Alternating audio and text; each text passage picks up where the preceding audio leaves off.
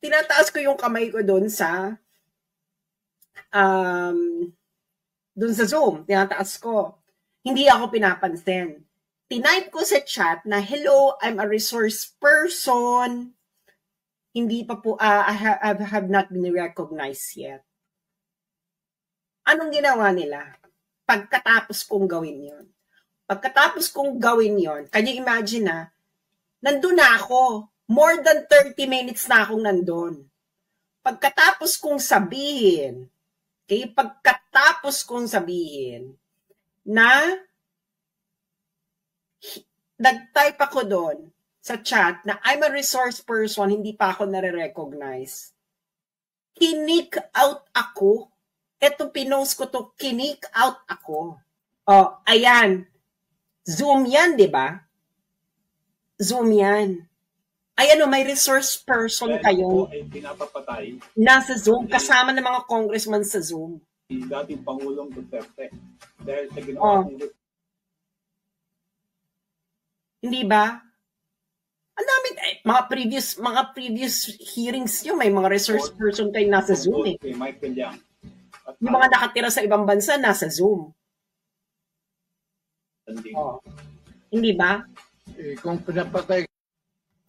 So, kaya nga, biglang nagbago ang rules.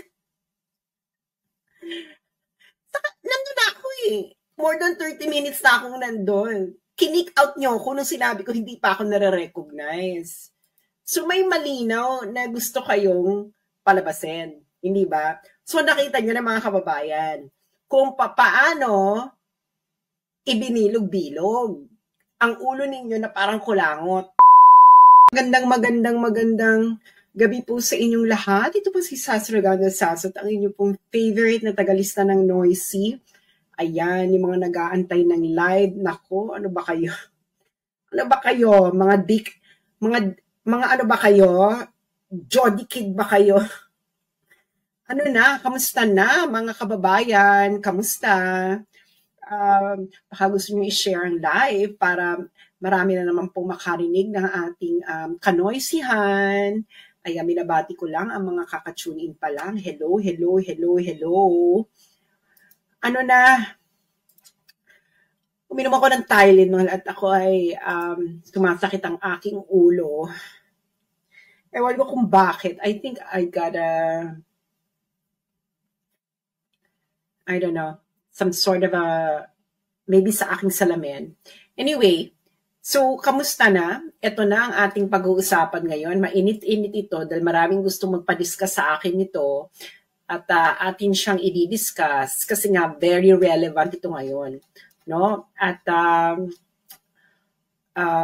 sana ma-interview natin si Attorney Topacio. Attorney Topacio, kung nakikinig ka, sana ma-interview kita about dyan sa extradition ni Congressman Teves para malaman namin yung details. But anyway, we will now rely on just the news, no?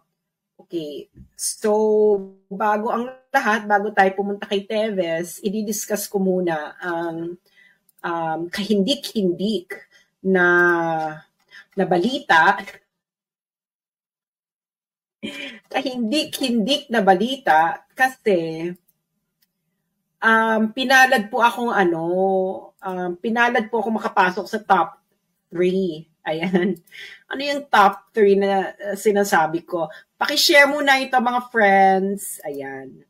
Okay. Ito yung nakapasok ako sa top 3. Alam niyo yung hearing, di ba? Alam niyo yung hearing the other day na kung saan yung TRICOM committee hearing ng against disinformation and fake news and kuning-kuning na finally may mga umattend na mga DDS-aligned vloggers. So, syempre excited sila, no? Nandiyan ang mga DDS vloggers. Eksena. Ngayon, isa po ako sa mga nakakatanggap niya ng summon. Ini-email po nila ako. Bakit nila ako ini-email? Kasi nga wala ako sa Pilipinas. So, they know this since February 4. Okay? Anong petsa na? March 20. Okay, so itong pangatlong hearing, yung pangalawang hearing, ay yung unang hearing, hindi ko nalaman na meron palang invitation. Nabasa ko na rin pangalan ko sa Inquirer. Ikalawang hearing, sinabi nung unang hearing, sinabi sa kanila, ako ay nakatira sa China dahil nagpi-PhD ako. So, dead ma. Ikalawang hearing, sabi ko, di ba sinabi ko sa inyo, nandito ako sa China, bakit yung sinasabing ini-ignore ko? Sinabi, di ba nag-i-email tayo, alam nyo, ganyan, chorba. Tapos sabi ko, ba't hindi nyo ako bigyan ng chance na makapag-participate via Zoom? Sabi ng committee secretariat, i-discuss namin, ganyan. Yung ikatlong hearing, subpina na. Sabi ko, hala, bakit yung sinasabing ini-ignore ako, ini-ignore ko, hindi nyo ako binibigyan ng Zoom link. Alam niyo naman nandito ako, sinabi ko na sa inyo paulit-ulit. On the day ng hearing na yan, nandun si Joey, sinasabi ko dun yung mga pumunta na kakilala ko, paki-follow up naman yung Zoom link, ginagano ko, paki-follow up dyan sa secretariat yung Zoom link. Ngayon, pinalo up si Joey. Yung isang nag-attend si Joey, nag-follow up. Ngayon, sabi sa kanya, documented ko lahat, huwag kayong umarte. Sabi sa kanya, nung staff ng secretariat, i-email daw ako. Hintayin ko daw sa email. Yan ang sinabi sa kanya. Ngayon, sabi ko, wala pa Joey, paki-follow up. Kasi nga, baka malate ako. Ganyan. Want your favorite? Kare-kare! Pure Foods ready to eat. Enjoy. And then, si Joey naman, masugid na taga-follow up. Ang ginawa na lang sa kanya,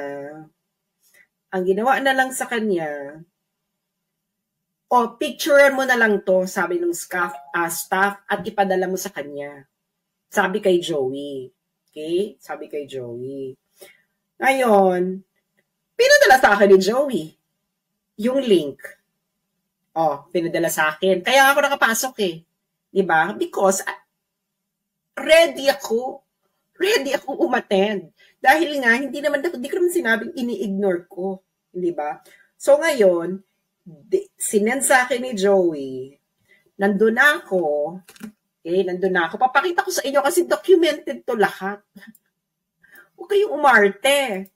Diba? Huwag kayong umarte. So, ipapakita ko yung nag-post pa ako. Sabi ko, excited na ako. Buti na lang, nandito na ako. Ganyan. So, ipapakita ko sa inyo na para makita ninyo This is at 10. Ano bang unang-unang video? Hindi ko kasi na-post lahat ng video Syempre kailangan i-video para walang lusot. Dahil nga, ako naman 10:27 a.m. ang una-una. So ito pala, 10:27 a.m. to. Pero, pinost ko to ng 10:32. So, papakita ko sa inyo So, ayan. Papakita ko sa inyo. So, ayan. December 16, 2024, entitled So, ayan. Ini-introduce niya na yung committee hearing. So, nakita niyo ako. Ayun ako. December 16, 2024, Nakita niyo ako. Ayun ako. Ayan. There you have it. I was present. Ini-introduce na ni Representative Johnny Pimentel ang hearing. So, this was at 10:27. Okay? 10:27. Bagong Pilipinas. Ayan pa good morning pa ako. Pasensya na na wrong spelling ako dahil dyslexic at nagmamadali rin akong mag-type. So, Condemned China. Ayan ako. Diba? Ayan. There you have it. 16, 2024, entitled Diba? Nandyan ako. Ayan nag-good morning pa ako. Good morning. Ganyan. Nag-good morning pa ako dun sa chat. Di ba? Good morning pa ako dun sa chat. Good morning, ganyan. Ngayon, and then, nag-introduce na. Ang haba-haba na ng pinag-uusapan, ganyan. Hanggang si Representative Pimentel, sinabi niya na hindi pa daw, may mga hindi pa na-i-introduce lahat. Okay, hindi pa raw na-recognize lahat ng resource speaker. So that was at around 10:50 a.m. So can you imagine, nandun ako sa Zoom, about 30 minutes na. Okay, about 30 minutes. Si Representative Pimentel, sinabi niya na yung mga hindi pa na-recognize, magtaas ng kamay. So papakita ko sa inyo at that moment, pero hindi ko na papakita yung nagtaas ako ng kamay kasi syempre, no, hawak-hawak ko yung camera. Pero ipapakita ko yung exact moment na kung saan sinasabi niya yan. Okay? Nandiyan pa ako, this was the exact moment. We don't have the presentation yet. I don't think that we have. So, ito na yan. Yung sinasabi niya We don't have the presentation yet. I don't think that. So, ayan, nandiyan pa ako, That we have already recognized all of the resource speakers. Kasi tinasabi niya yung hindi pa namin nare-recognize yung mga resource speakers. We don't have the presentation yet. I don't think. Yan. Nandiyan pa ako. Ingat attorney. Sino attorney? Diba? Nandiyan ako. Okay. Ngayon, ano nangyari? Sabi niya, i-review niyo yung video, itaas ang kamay. Tinataas ko yung kamay ko doon sa Zoom. Tinataas ko. Hindi ako pinapansin. Tinype ko sa chat na, hello, I'm a resource person.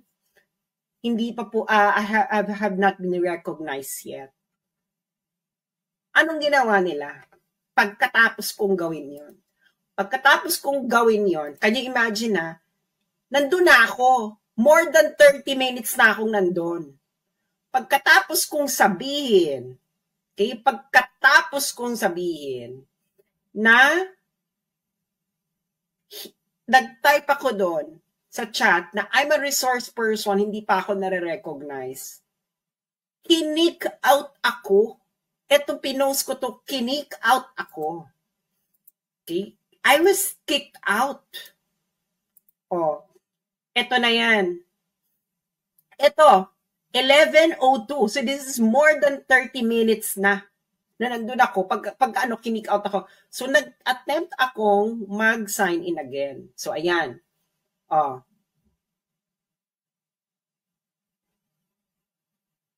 So, nagsa-sign in uli ako niyan. The host remove you from the meeting.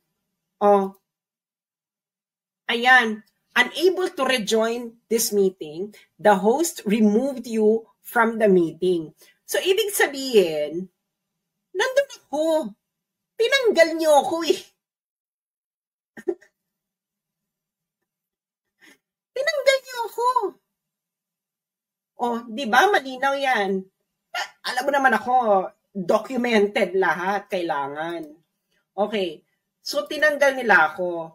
Ngayon, si Joey, yung mga tao doon, tinitext ko, sabi ko, Joey, paki-raise nga na hindi pa ako nare-recognize, ganyan. Tapos, kinik out ako sa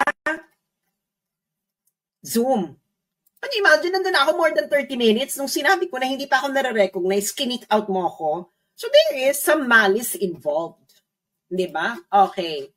Ngayon, balikan nyo yung buong video. Di ba nagsalita si Joey? Kasi kinukulit ko sila eh. Oy, pakisabi, di pa ako nare-recognize, sa tinanggal ako sa Zoom. Ganyan. Ganon. Ngayon, ginawa ni Joey. Anong sabi ni Representative Pimentel? ang Zoom daw ay hindi daw to para sa resource person. Para lang daw yon sa mga congressman at committee secretariat. Hindi daw nila alam kung paano napunta sa akin yan. And Joey was trying to explain. And then they were interrupting her. Sabi, baka na-leak lang sa kanya. Ano sabi niyo na-leak sa akin? Kinukulit ko kayo, yung secretariat, na bigyan ako dahil gusto kong umattend. Okay. Ngayon, anong pinalabas nila? Hindi ako umattend. Are you serious? And you're a committee against this information? I was there. I was already there. Bago pa magsimula yung meeting, nandun na ako, nakapasok na ako dun sa Zoom. Nandun na ako, nakapagbayang magiliw na ako, nakapag-opening prayer, ini-introduce na lahat, etc. At nung tinanong ni Representative Pimentel kung sino pang hindi na-introduce na resource person, itaas ang kamay. Nung tinaas ko ang kamay ko at itinipe ko na ako po ay I'm a resource person and I have not been recognized yet, you kicked me out and you didn't allow me to go back again. And then now, sasabihin yung, I ignored it? That is bad faith. Correct? Bad faith. Hindi ba? And hindi kasi pwedeng sabihin na yon ay pang congressman lang. Bakit? Okay, papanood ko tong, salamat pala sa TikTok. Sa TikTok ba to galing? Kasi may nagpadala sa akin ito eh. Papanood ko lang ito sa inyo.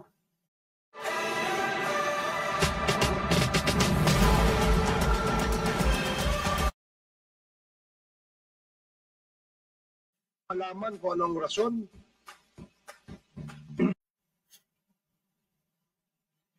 Parang hindi ata kinakaya yung... Ako po, Mr. Chairman, ako po, natatato.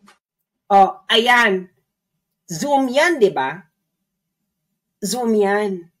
Ayan o, may resource person kayo. Ay pinapapatay. Nasa Zoom, kasama ng mga congressman sa Zoom. Dating Pangulong Duterte. Dahil sa ginawa ng hindi ba? Ang dami, mga previous hearings nyo, may mga resource person kayo nasa Zoom eh. Kay Michael Yang. Yung mga nakatira sa ibang bansa, nasa Zoom.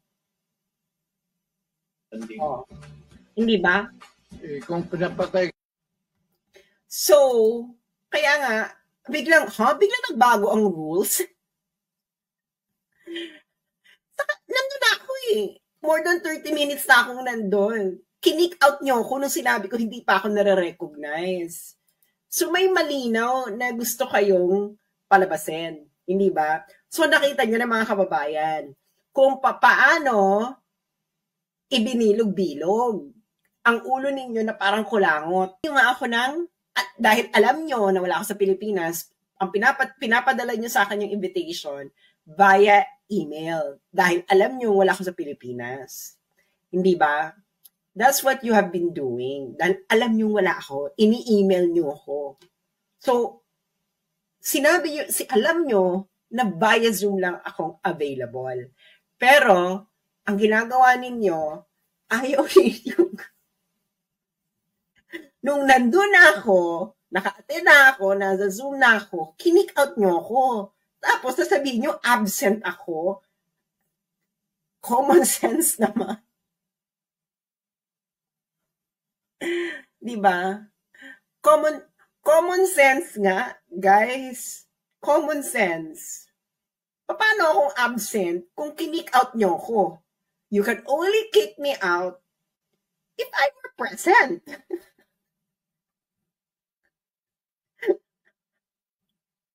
Okay. Anyway, punta na tayo ngayon kay Teves, no? Kasi mainit-init to kay Teves at maraming gustong magpa-explain sa akin kung ano nangyari dito kay